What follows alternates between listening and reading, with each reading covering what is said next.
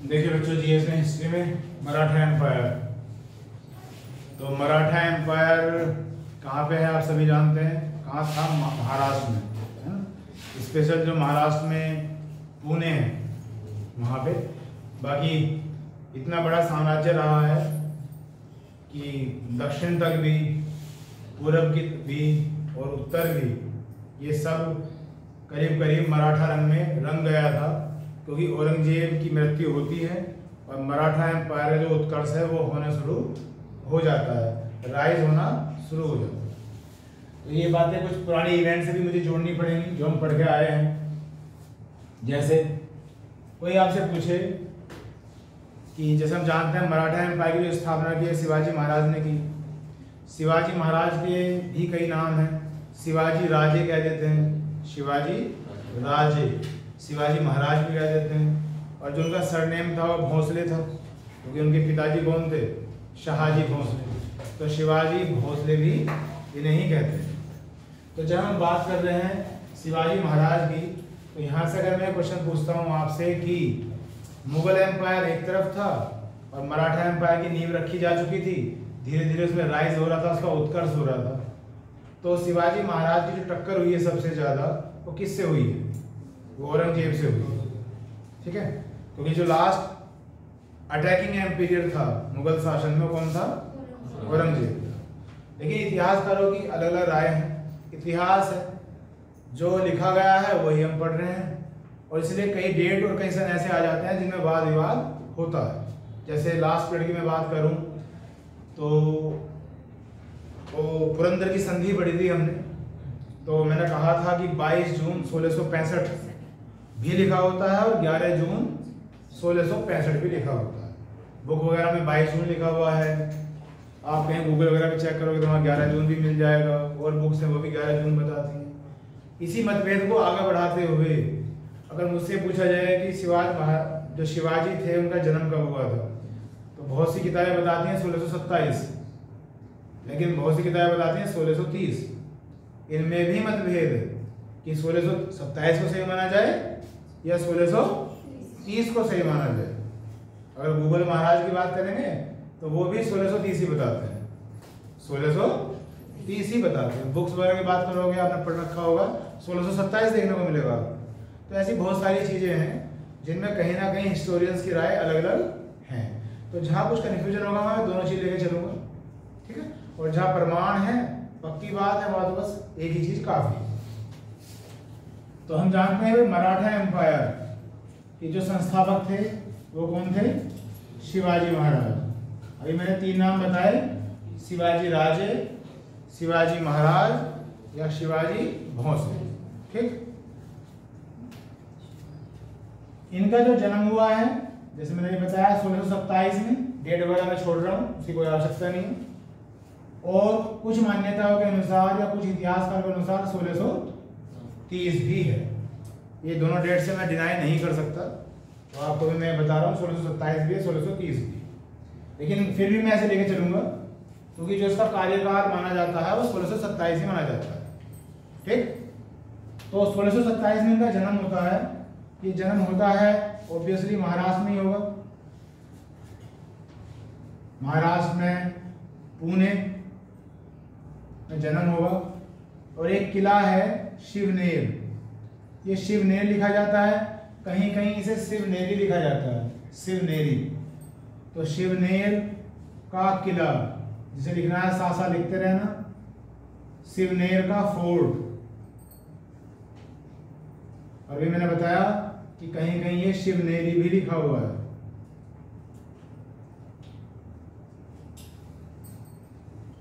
तो इस फोर्ट में, इस किले में इनका जन्म होता है 1627 में। फिर मैं इस इवेंट को मुगल एम्पायर से जोड़ता हूं और मुझे याद आता है कि 1627 में जहांगीर की मृत्यु हुई थी। ठीक, तो ये समझ लो कि जहांगीर गया और शिवाजी महाराज आ गए। ठीक, जहांगीर का जो कार्यकाल था वो 1605 से 1627 रहा था, है ना, एज एन एम्पीरियर हिंदुस्तान के अंदर। और जहांगीर का जो बेटा है फिर शाहजहां है, ठीक, वो है 1627 से 1657 तक। तो ये सारे इवेंट जरूरी हैं क्योंकि ये एसोसिएशन करना पड़ेगा मुझे इनका। तो जब जहांगीर की बात करते हैं बच्चों, तो मैंने ये बताया 1605 से 1627। उसके बाद इसका बेटा है शाहजहां, जो हम पढ़ के आ चुके हैं, और ये है 1627 से 1657। इसका मतलब ये हुआ कि 1627 में जब जहांगीर की मृत्यु होती है तो शिवाजी का जन्म होता है।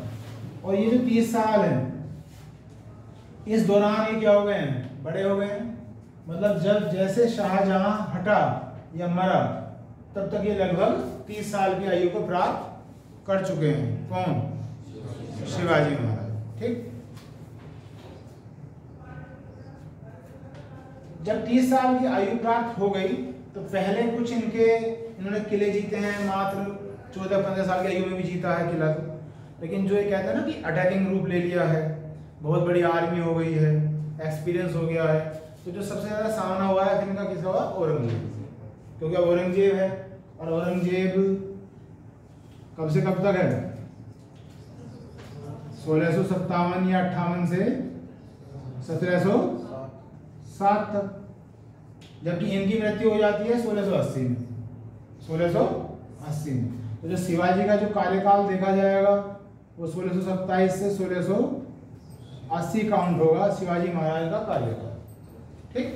तो 1657 में कौन आ गया था? औरंगजेब। और औरंगजेब आप जानते हैं क्या था? कट्टर था एक तरह से। तो जो सबसे ज्यादा आमना सामना हुआ है औरंगजेब का और शिवाजी का हुआ है। अब उसी की हम चर्चा करेंगे। थोड़ा फैमिली बैकग्राउंड में जाते हैं, जो कॉमन से क्वेश्चन है सभी को याद होते हैं। तो शिवाजी के जो पिता थे, जो फादर थे, उनका नाम क्या था? शाहजी भोसले।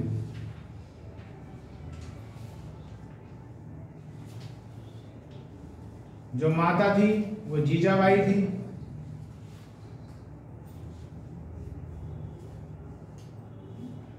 जो माता थी वो जीजाबाई थी। ये कॉमन से क्वेश्चन है।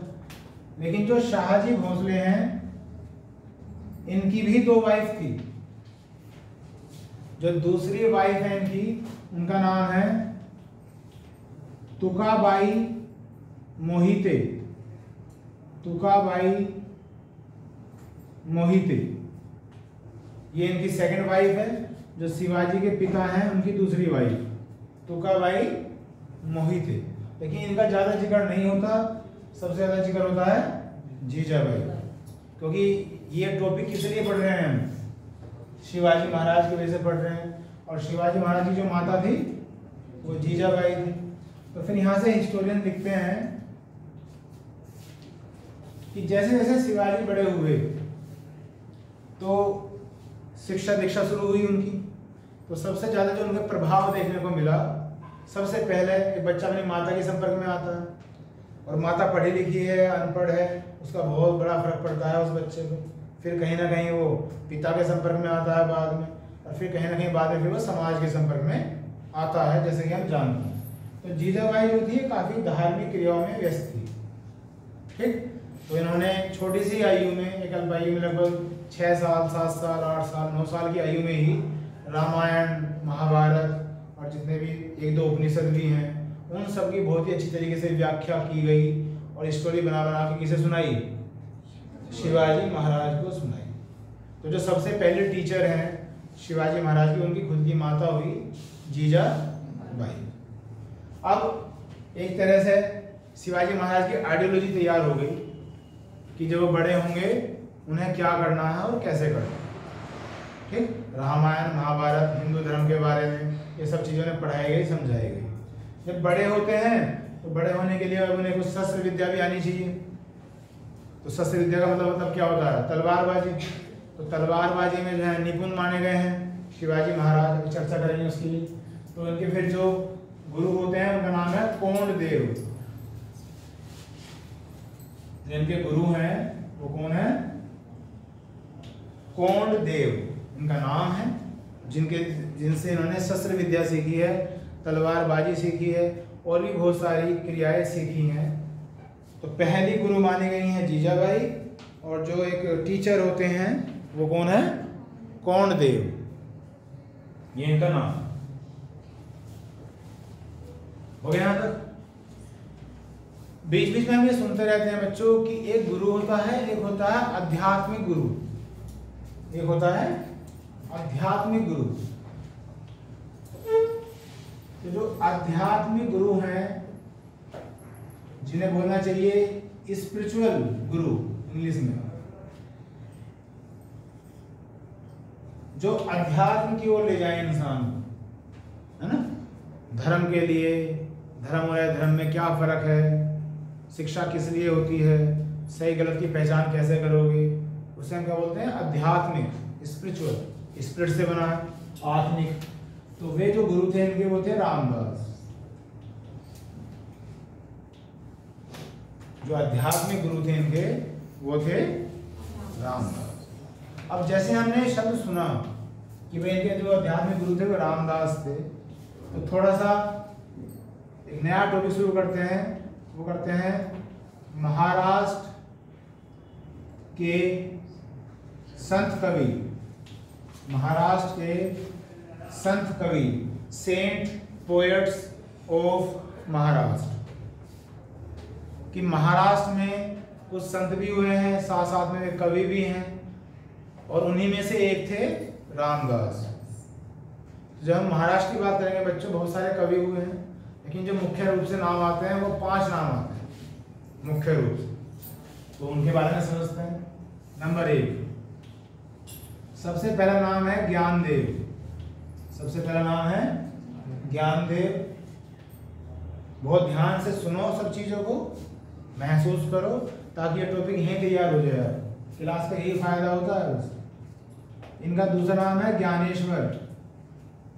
ज्ञानदेव कह लो या क्या कह लो, ज्ञानेश्वर कह लो, एक ही बात है। अब इनकी क्या क्या उपलब्धि हैं, ये भी कहा जा सकता है कि महाराष्ट्र के ये पहले संत कवि थे, नंबर 1 थे, इसलिए लिखा गया है ना। अब इन्होंने क्या क्या किया, जैसे भक्ति आंदोलन होते हैं, इतिहास में बहुत अच्छा टॉपिक है भक्ति आंदोलन, जिसमें 2 शाखाएं हो गई थी, निर्गुण और सगुण, वो भी आएगा।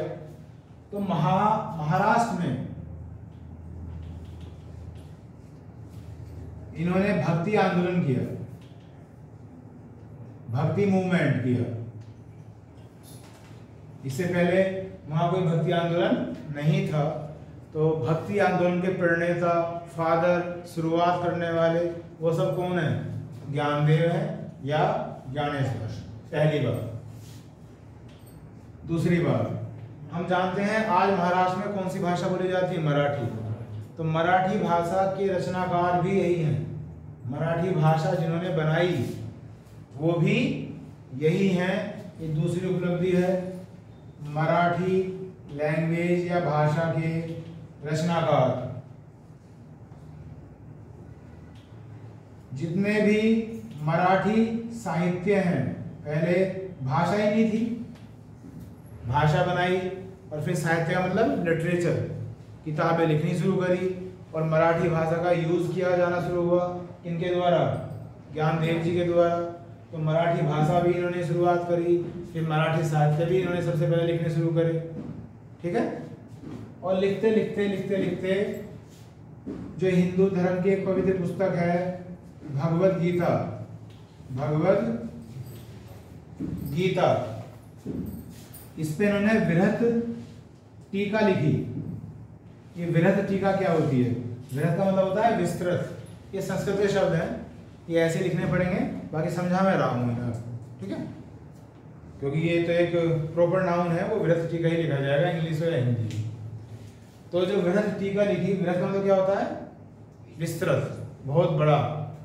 और टीका सुना होगा आपने, टीका टिप्पणी, आम बोलचाल की भाषा में बोल देते हैं टीका टिप्पणी क्यों कर रहे हो, मतलब क्या हुआ, मतलब ये हुआ आधार क्या है, आधार तो है भगवद गीता, और अपनी भाषा में, अपने साहित्य के रूप में उसका एक तरह से क्या कर दिया, रूपांतरण कर दिया, समझ रहे हो। और एक अपना नाम दे दिया, एक नया नाम दे दिया। वो जो नया नाम था उसका नाम है भावार्थ दीपिका। क्या नाम है, भावार्थ दीपिका। अब ये भी नाम है, तो हिंदी हो इंग्लिश हो सब ऐसे लिखना है, भावार्थ दीपिका। तो भावार्थ दीपिका है क्या, ये एक वृहत टीका है, एक राइटिंग है सिंपल भाषा में जो लिखी किन्होंने है, ज्ञानदेव जी ने लिखी है। और ये किसके ऊपर लिखी है, भगवत गीता के ऊपर लिखी है। भगवत गीता को पहले पढ़ा, फिर उसे मराठी भाषा में ट्रांसलेट करके और अपनी सोच को उसमें इंट्रोड्यूस करके उसे क्या कहा गया, विरत टीका, जिसका नाम क्या है, भावार्थ दीपिका। तो ये कुछ उपलब्धियां हैं इनके नाम पर। और इसी वजह से इस भावार्थ दीपिका का एक नाम और भी है, वो है ज्ञानेश्वरी। क्या नाम है, क्यों है, वो किसके द्वारा लिखी गई थी, ज्ञानदेव जी के द्वारा लिखी गई थी। तो इसी किताब को, इसी बुक को ज्ञानेश्वरी भी कहा जाता है। ये बात समझ में आई यहाँ तक?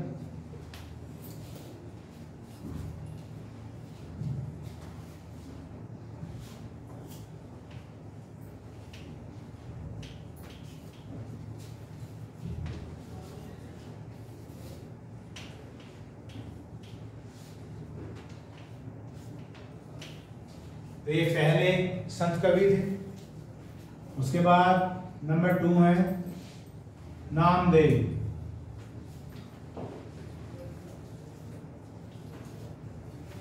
नंबर 2 पे आते हैं नामदेव। इनके बारे में बात तो बहुत सारी होती है, लेकिन कुछ बातें जो मुझे बतानी चाहिए 1 2 3 लाइन में। इन्होंने एक संप्रदाय की स्थापना की थी। तो संप्रदाय कैसे बनता है, एक संप्रदाय ऐसे बनता है कि वो किसी देव या देवता के अनुयायी होते हैं, फिर वो अपनी स्पीच देते हैं। कोई भी धर्म हो, वो ऐसे शुरुआत हुआ।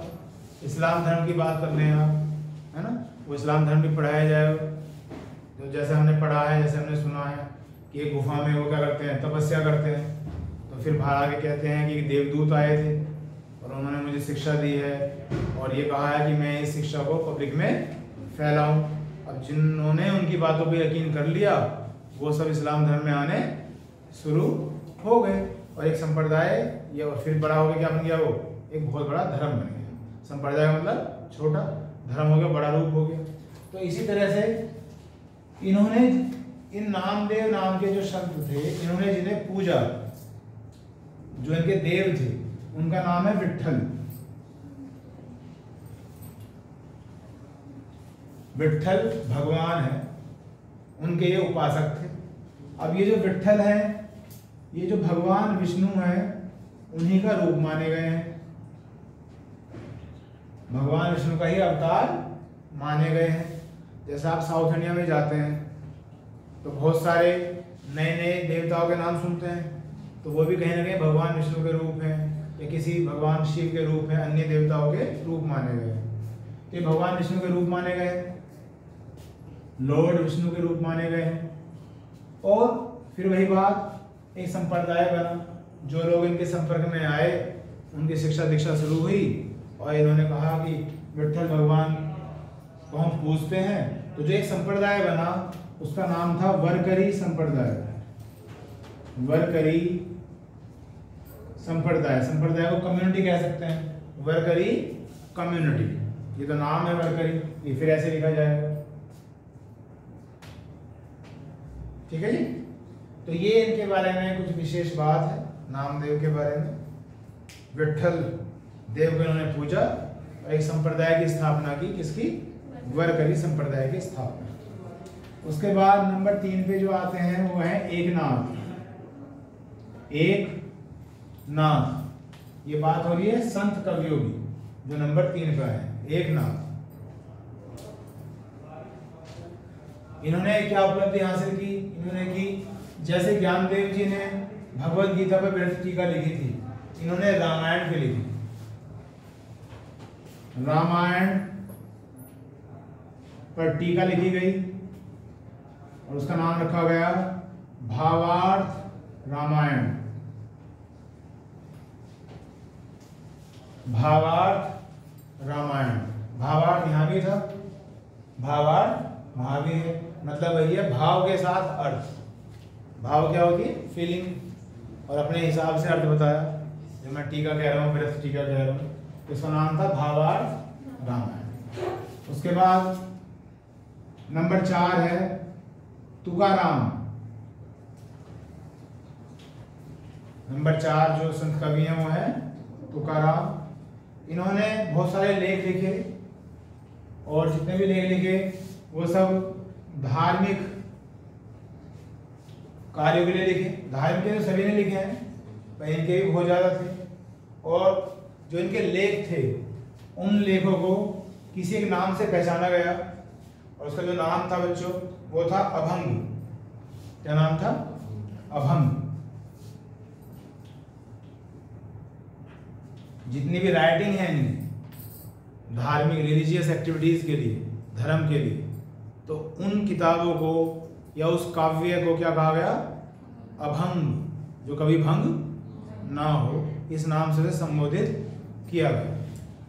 उसके बाद नंबर 5 आते हैं रामदास,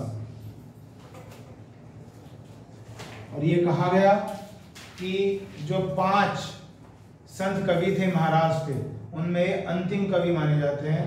अंतिम से मतलब जो फेमस थे, आयतन के बहुत बाद में है, जो मुख्य थे उनमें ये अंतिम कवि माने गए रामदास। और इनकी जो रचनाएं हैं, इनका जो काव्य है, उन्हें कहा गया दशबोध। दशबोध।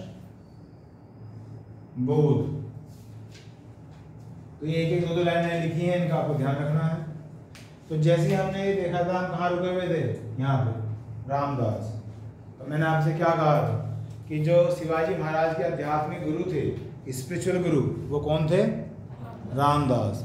तो फिर हमने ये देखा कि रामदास कौन थे, कैसे थे, या इनसे पहले कौन कौन से संत कवि आए महाराष्ट्र में। तो ये 5 मुख्य कवि हैं। इसे थोड़ा सा कैसे याद करेंगे? या तो खैर याद करना तो याद ही होता है, जिसे याद करना आता है उससे तो मुझे लगता नहीं किसी ट्रिक की या किसी किलो या हिंट की आवश्यकता होती है। बाकी फिर भी मैं बता के फिर चलता हूँ कि कुछ ना कुछ बात दिमाग में आपको अटक जाए। तो सबसे पहले क्या नाम आया था? ज्ञान। तो सबसे पहले ज्ञान मिलता है। आप भी मेरे पास आए हो क्या लेने? ज्ञान लेने। जब आप ज्ञानी बन जाओगे तो आपका फिर नाम हो। ठीक, अब आप ज्ञानी भी हो, आपका नाम भी फैलना शुरू हो गया है, तो आप एक कंबाइंड फिगर के रूप में आओगे समाज के सामने। यूनिकनेस, समझ रहे क्या कह रहा हूँ? किससे जोड़ रहा हूँ मैं? एक नाथ से जोड़ रहा हूँ। आपके पास ज्ञान भी हो गया, आपके पास नाम भी हो गया, अब सोसाइटी में आप एक यूनिक आइडेंटिटी से पहचाने जा रहे हो। वो इंसान ऐसे, वो एक यूनिक आइडेंटिटी बन गई। आप भीड़ से अलग हट गए, भीड़ में नहीं होगा, आप एक यूनिक आइडेंटिटी रखते हो, है ना? तो वो आ गया एक नाम। अब ये 2 कंफ्यूज कर रहे हैं मुझे, पता नहीं कौन पहले कौन बाद में। तो मुझे शिवाजी महाराज की दूसरी बीवी का नाम याद आता है, तुकाबाई। क्या नाम है?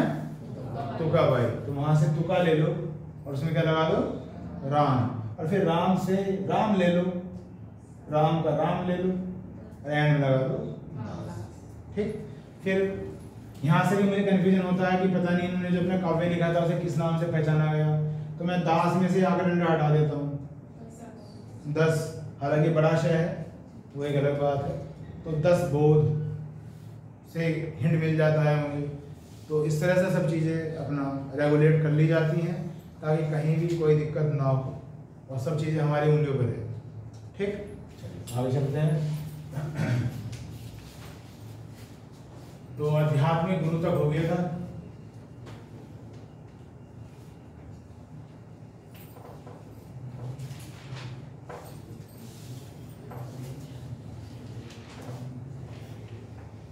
अभी जो हमने सन लिखा है वो एक ही लिखा है, 1627 या 1630, जिनमें शिवाजी महाराज का जन्म हुआ था।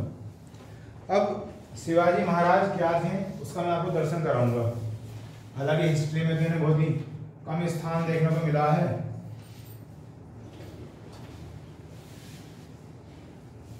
अब पहले इनकी जीवनी को थोड़ा सा आगे बढ़ाते हैं। अब सन आता है 1640। 1640 में इनकी शादी हो जाती है। तो पहले समय में कम उम्र में शादी हो जाती थी। तो आप देख रहे हो 1627 में भी अगर मैं इनका जन्म मान के चलूँ तो लगभग 13 साल की आयु इन्होंने प्राप्त करी है अभी, और लगभग 13 या 14 साल की आयु में इनकी शादी हो गई है। और जो इनकी वाइफ है वो है साई बाई।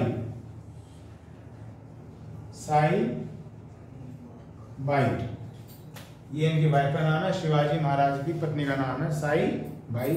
1640 में इनकी शादी हुई। अब यहां से स्टार्ट होते हैं शिवाजी महाराज। तो कैसे होते हैं? इनके पिता का नाम मैंने बताया था शाहजी भोसले। अब मुझे थोड़ा सा वहां भी जाना पड़ेगा कि जो शाहजी भोसले हैं, मैंने कहा ना कि बच्चे का सबसे ज्यादा फर्क किसका पड़ेगा? माता पिता। अब माता ने शिक्षा दी, रामायण पढ़ाई, महाभारत पढ़ाई, महाभारत में युद्ध देखे, है ना, सारे कैरेक्टर पढ़ाए गए। रामायण ने कुछ और शिक्षा दी। क्या दी रामायण ने शिक्षा? संयम। कैसी भी परिस्थिति आ जाए, लेकिन भगवान राम एक ऐसे आइडियल हैं, उन्होंने कभी भी किसी भी चीज का विरोध नहीं किया है। तो रामायण क्या सिखाती है? संयम, सहनशीलता, धैर्य।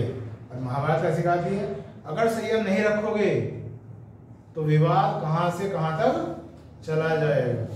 जो इतने बड़े बड़े नाम थे, दुर्योधन, भीष्म और पता नहीं कितने बड़े बड़े नाम, सब एक अहंकार की वजह से सब खत्म हो गए, नष्ट हो गए। एक विवाद, एक अहम की भावना। तो दोनों ग्रंथ एक दूसरे के पूरक माने जाते हैं। These are complementary. एक के बिना दूसरा अधूरा है। और यही हमारी शिक्षा है कि संयम रखो, इतना रखो, इतना रखो जब तक रखा जा सकता है, मैक्सिमम। नहीं रखोगे तो पता नहीं वो कहाँ तक जाएगा, महाभारत तक ही जाएगी शायद। ठीक है, खैर। तो पिता की बात मैं कर रहा था, शाहजी भोसले की। अब इनका थोड़ा सा बैकग्राउंड पढ़ते हैं।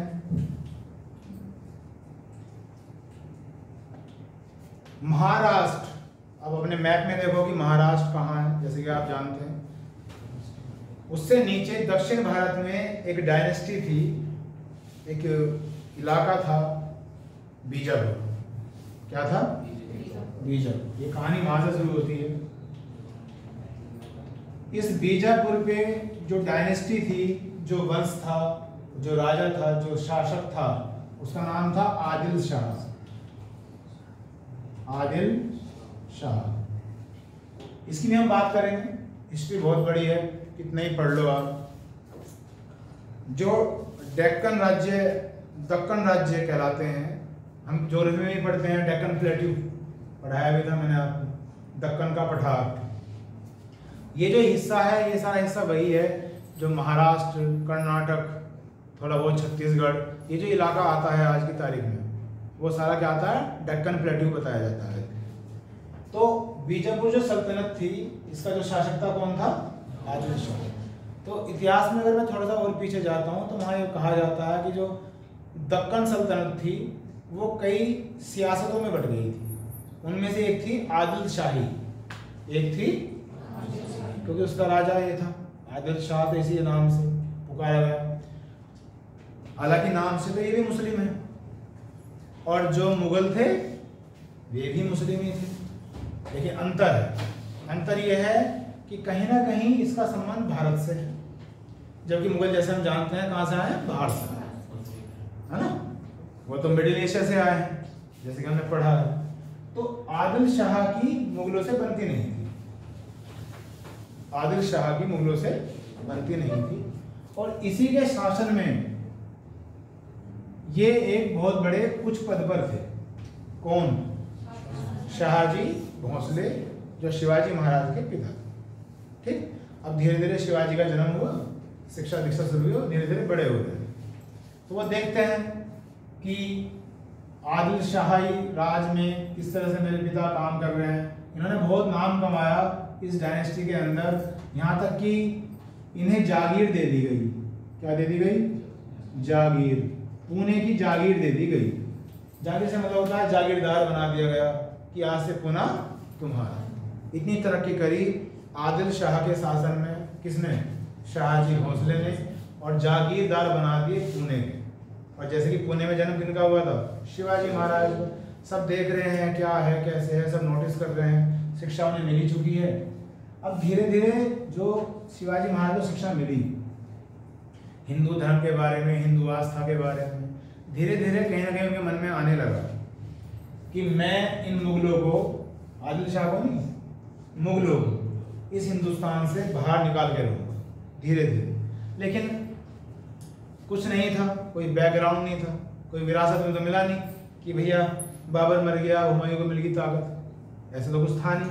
ये तो एक तरह से कर्मचारी मान ले, आदिल शाह जब चाहे ने हटा दे, मर्जी है आदिल शाह की।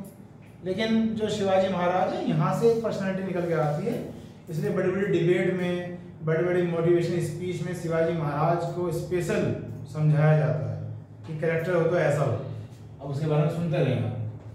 तो शिवाजी महाराज जैसे बड़े होते रहते हैं, देखते रहते हैं, सुनते रहते हैं, तो इन्होंने क्या काम करा, ना तो इनके पास आर्मी है, लेकिन इतिहासकारों ने बताया कि इनके पास डिप्लोमेटिक पावर है। डिप्लोमेटिक पावर क्या होती है? डिप्लोमेट तो सुना ही होगा आपने। डिप्लोमेटिक पावर से मतलब यहाँ पे ये है कि किस समय क्या चीज़ इस्तेमाल करनी है, इसका ज्ञान होना। हर समय अड़ के नहीं चलना है, कभी झुकना भी है, और जब पड़े तो फिर तन के खड़ा भी हो जाना है। That's called diplomatic power. ठीक, उस समय की बात क्या थी, किले जीते जाते थे। कोई पहाड़ी पे किला हुआ करता था, कोई कहीं हुआ करता था, तो किले जीते जाते थे। और जब इनकी मृत्यु हुई 1680 में, इतिहासकारों का ये दावा है कि इनके पास लगभग 300 किले थे। इनके पास, शिवाजी के पास। और शुरुआत में इनके पास 2 या 4 किलो से इन्होंने शुरुआत करी, जो शाहजी हौसले पे थे, एज ए जागीर जो इन्हें मिले थे। और धीरे धीरे फिर इनकी मैच्योरिटी निकल के आती है। तो अब इन्होंने क्या काम करा, बात 1640 की आ गई, अब आएगा 1644, 4 साल बाद 1644। तोरण का किला, किले बहुत सारे जीते हैं, सभी के नाम नहीं लिखवाए जाने, बस 1-2 लिखवाए जाने हैं जो इम्पोर्टेंट है, मुख्य हैं। तोरण का किला ये पहाड़ियों में था, अगर आप गूगल पे चेक करो तो आपको इजीली फोटो वगैरह मिल जाएगी। तोरण का किला ये इन्होंने जीता 1644 में। अब जीता कैसे? ना तो इनके पास बहुत ज़्यादा आर्मी है, ना इनके पास बहुत ज़्यादा पैसा है, और जबकि वर्चस्व पूरे हिंदुस्तान में किसका है? मुगलों का, प्लस आदिल शाह का, या और डायनेस्टी चल रही है अलग अलग, तो ये तो कहीं भी नहीं ठहरते। तो यहाँ डिप्लोमेटिक पावर है। डिप्लोमेटिक पावर क्या? तोरण के किले पे जिसका कब्जा था, कब्जा तो मतलब ये मान लो कि मुगल का था या आदिल शाह का था, वैसे आदिल शाह का था वास्तव में। और आदिल शाह को पता नहीं चलता, वहाँ पे जो उसने सिपह सलार बैठा रखा है उसे जाकर रिश्वत दे देते हैं, जो भी कुछ जमा जोखो है अपनी उसे जाकर रिश्वत दे दी, और बिना लड़ाई के किला अपना हो गया। कोई लड़ाई नहीं हुई और किला हो गया शिवाजी महाराज। इसे डिप्लोमेटिक पावर कहा गया। ठीक है, ऐसा इतिहासकारों ने लिखा है। कुछ छोटी मोटी लड़ाई भी हुई होगी, वास्तव में पिक्चर में नहीं दिखा सकता मैं आपको, लेकिन जो समझाने का प्रयास मैं कर रहा हूँ आपको, ये तोरण का किला आता है, उनका आत्मविश्वास बढ़ता है। अब धीरे धीरे इसके बाद, इनके नाम नहीं लिख रहा हूँ, कई किले हैं, 3 या 4 किले इन्होंने इस तरह से ही लिए। अपनी थोड़ी सी नीति बनाने में माहिर थे ये, किसी को डरा कर, किसी को धमका कर, किसी को लालच देकर, कहीं ना कहीं किले इन्होंने ले लिए। 4-5 किले इन्होंने अपने बलबूते पे ले लिए। अब ये भनक सबसे पहले मिलती है इनके पिता शाहजी कि भाई हमारा काम क्या था और तू कर क्या रहा। ये सारे किले किसके कब्जे में थे? आदिल शाह को भी पता है, क्योंकि लड़ाई होती तो पता चलता ना, जिसने रिश्वत ली वो क्यों बताएगा।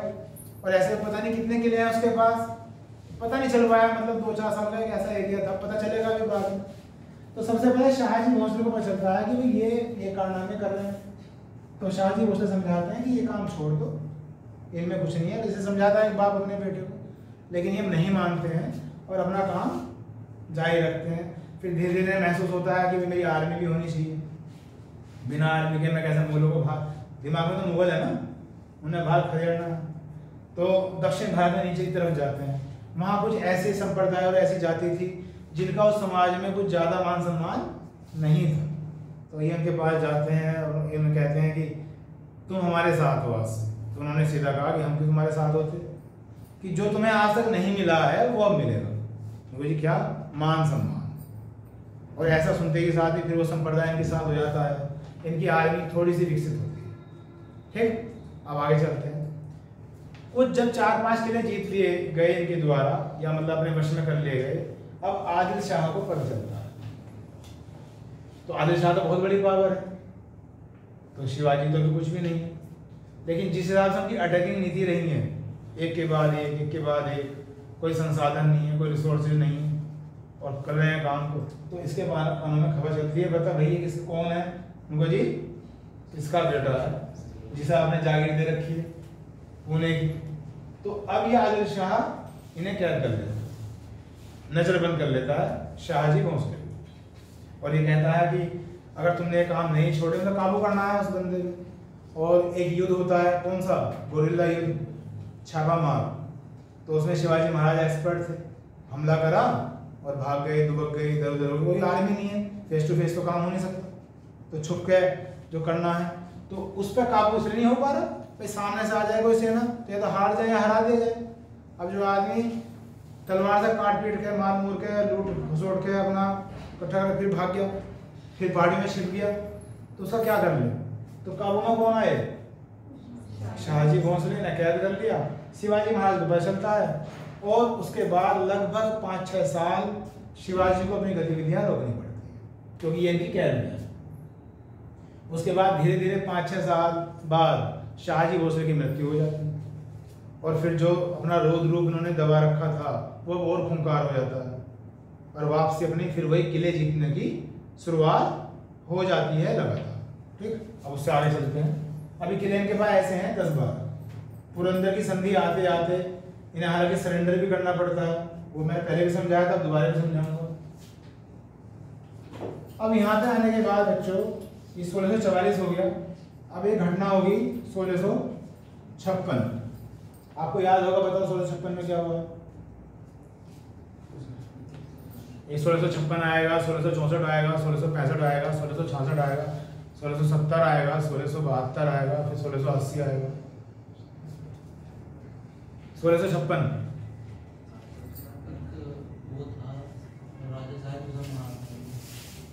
अफजल खां, अफजल खां, अफजल खां एक सेनापति था, जैसे इन्हें नाम याद आ रहा है, अफजल खां। ये जो सेनापति था ये था आदिल शाह। अब आदिल शाह के सिर में दर्द रखा है किसने, शिवाजी महाराज। अब फिर वही हिस्टोरियंस की बात बताता हूँ।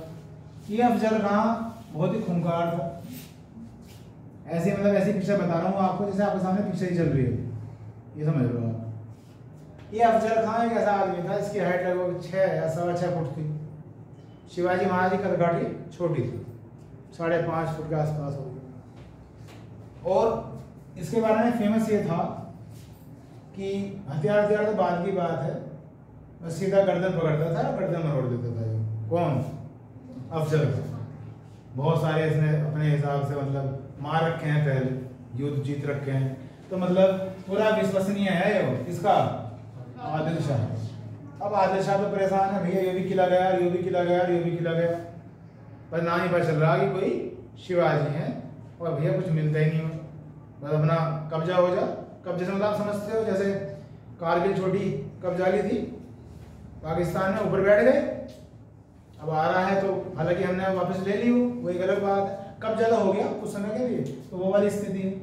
अब पहाड़ियों पे फोर्स तो नहीं भेजी जाती, आप कहने लगे जी इतना बड़ा आदिल शाह और टक्कर नहीं दे रहा, तो पहाड़ियों पे कौन घोड़े चढ़ रहे हैं, कौन से हाथी चढ़ रहे हैं, ये तो पहाड़ियों पे किले बने हुए थे ना, आदमी जाएगा छुटपुट वही नीचे आके पड़ेगा ऊपर से, क्योंकि ऊपर बैठे हैं कौन, शिवाजी महाराज के जो सेना है छोटी मोटी या खुद वो, तो इसलिए नहीं मुश्किल हो पा रहा है काम। अब अफजल खां मीटिंग करता है, शिवाजी महाराज को बुलाता है। तो शिवाजी महाराज जा रहे थे तो इनके एक जो प्रिय व्यक्ति थे उन्होंने कहा कि खाली हाथ मत जाओ। उनके पास कटार हुआ करती थी, यहाँ लगाते थे, तो कटार तो होती थी, तो वो एक इन्होंने हथियार लिया था मीटिंग करने से पहले। उस हथियार का नाम है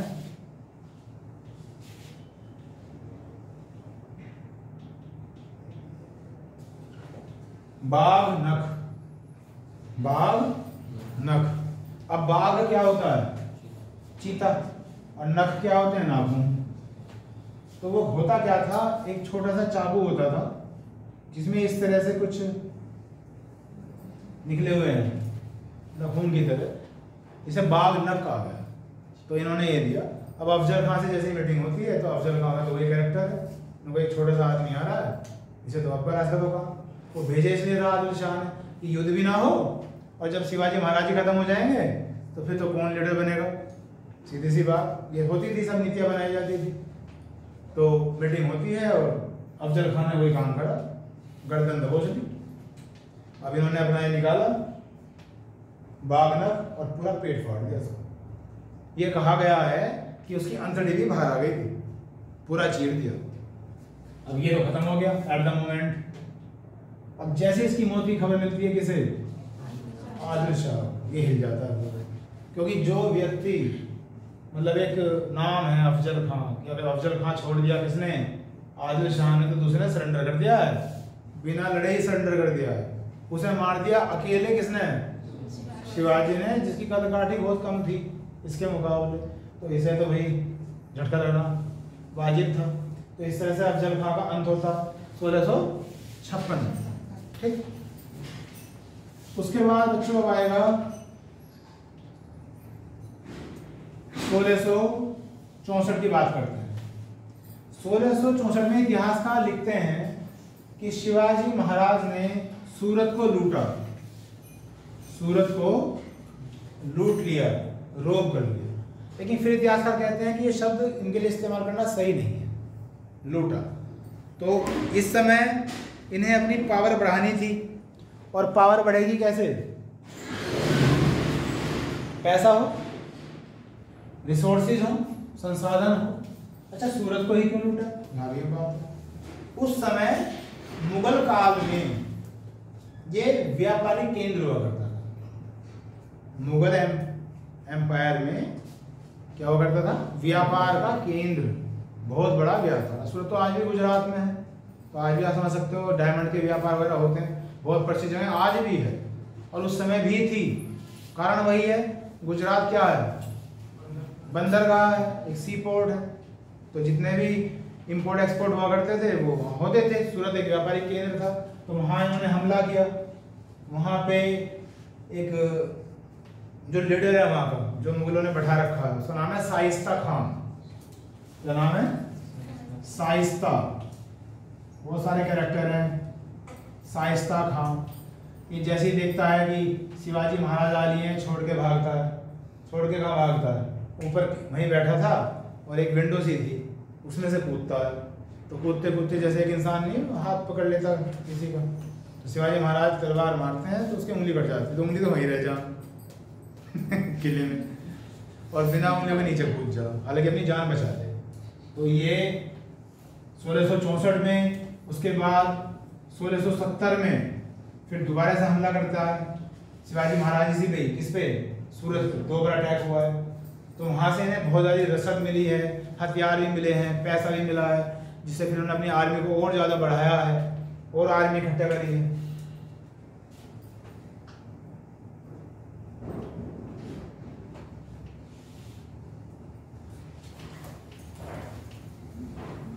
हमें एक पॉइंट और लिख लेते हैं आज के पीरियड में, फिर बाकी अगले पीरियड में करेंगे, क्योंकि भी तो बहुत कुछ है।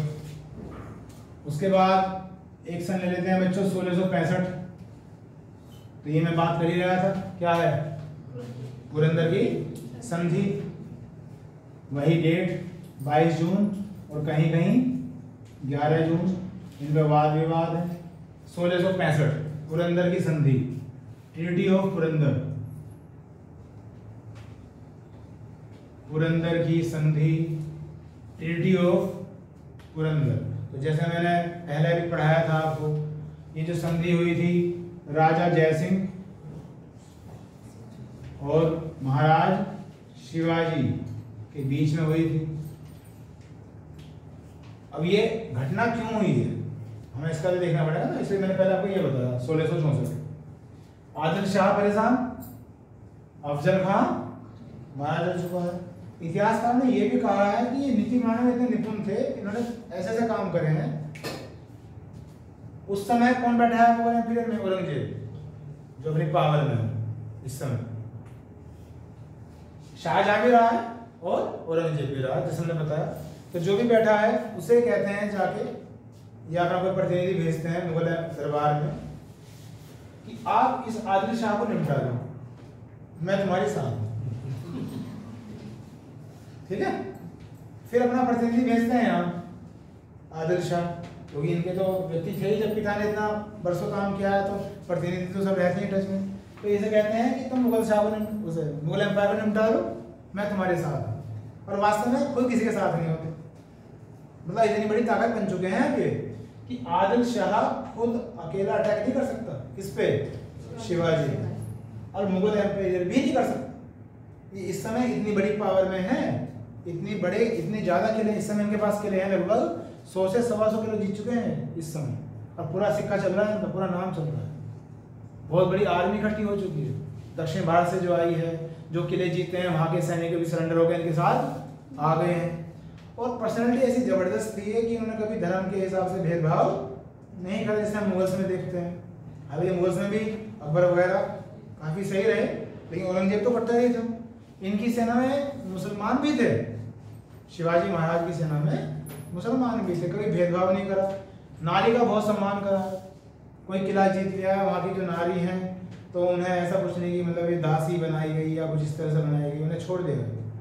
तो बहुत जबरदस्त कैरेक्टर है, बहुत ब्रेव कैरेक्टर है शिवाजी का बाहर के इतिहास में। तो राजा जयसिंह क्यों भेजे गए थे, पुरंदर की संधि क्यों हुई थी? क्योंकि डिप्लोमेटिक बिहेवियर था शिवाजी महाराज। धीरे धीरे अभी नहीं पता चल रहा था औरंगजेब को कि बंदा बहुत तेज है, और इसे तो पता चल ही चुका था अच्छे खासे तरह से, है ना। तो मन में तो इनकी भी बात थी कि ये बोलता कुछ है और करता कुछ है, मतलब इतने वो सोचते रहते थे, इतने किला और चला गया। ये हाल था शिवाजी महाराज, ठीक है। तो अब राजा जैसे किसी ने बताया था ये मुगल के अधीन थे, है तो हिंदू राजा, लेकिन वही बात, मुगल शासन जब भी कहीं अटैक करता था उस किले को या उस रियासत को जीतता था और उसी के राजा को वहां बैठा दिया करता था कि तुम ही राज करो, लेकिन मेरे नाम से राज करो। जब मुझे तुम्हारी जरूरत पड़ेगी तो तुम्हें मेरा आदेश मानना पड़ेगा, ये मैं पहले कह चुका हूं। तो राजा जयसिंह को भेजा जाता है मुगल के द्वारा कि शिवाजी को पकड़ो, गिरफ्तार करो, मारो, कुछ भी करो, इसे समाप्त करो, बहुत परेशान हो चुके हैं। अब राजा जयसिंह प्रतापगढ़ में एक जगह है प्रतापगढ़, पहले यहाँ युद्ध होता है शिवाजी महाराज का और राजा जयसिंह का। इनके साथ लगभग 1.5 लाख फौज है जो सीधे औरंगजेब ने भेजी है। 1.5 लाख फौज है, इनके पास इतनी बड़ी फौज नहीं है। लगभग कुछ इतिहास कहते हैं 20 से 25 हजार हुए थे इस समय, 20 से 25 हजार। तो यहाँ पे आने के बाद शिवाजी की हार होती है पहले, लेकिन शिवाजी जो है सरेंडर नहीं करते, सरेंडर भी थोड़ी देर बाद में करेंगे, फिर भी लड़ते रहते हैं। और फिर जाके थोड़ी देर बाद इन्हें ऐसा एहसास हुआ कि जो हमारे किले हैं उसमें जो हमारी महिलाएं हैं उनके साथ भी अभद्र व्यवहार किया जाएगा मुगल शासन के द्वारा, जैसे कि वो पहले से करते हुए आ रहे हैं। तब जाके फिर ये आत्मसमर्पण कर देते हैं, वरना ऐसा जुझारू आदमी आत्मसमर्पण नहीं कर सकता, ठीक है। और जब ये आत्मसमर्पण होता है तो इन दोनों राजाओं के बीच में क्या होती है, संधि, जो पुरंदर के किले में हुई है, इसलिए इसे पुरंदर की संधि कहा जाता है। डेट आपके सामने है, और इस संधि का मतलब वही है, लगभग 23 किले शिवाजी महाराज को देने पड़ गए थे मुगलों को, ठीक। और ये हुआ था, इसमें बहुत सारी धनराशि देनी पड़ी थी, जैसे मैं पहले भी डिस्कस किया था। उस समय जो हमारी करेंसी चला करती थी उस हिसाब से बहुत सारा धन देना पड़ा था। और एक शर्त तो मुगलों की होती है कि जब कभी भी हमें आपकी जरूरत पड़ेगी तो आपको हमारा साथ देना पड़ेगा। अब वे शिवाजी महाराज का इस्तेमाल करना चाहते थे इसके खिलाफ, आदिल शाह के खिलाफ, कि अब तुम हमारे आगे चलना है और आदिल शाह को हराना है और बीजापुर को भी मुगल शासन में मिला देना है। अब आगे क्या होगा वो तो होना नहीं, ठीक है। क्या क्या होगा वो मैं आपको अगले पीरियड में बताऊंगा, क्योंकि इसका समय हो चुका है। फिलहाल ये बात समझ में आ गई होगी आपको, ठीक है।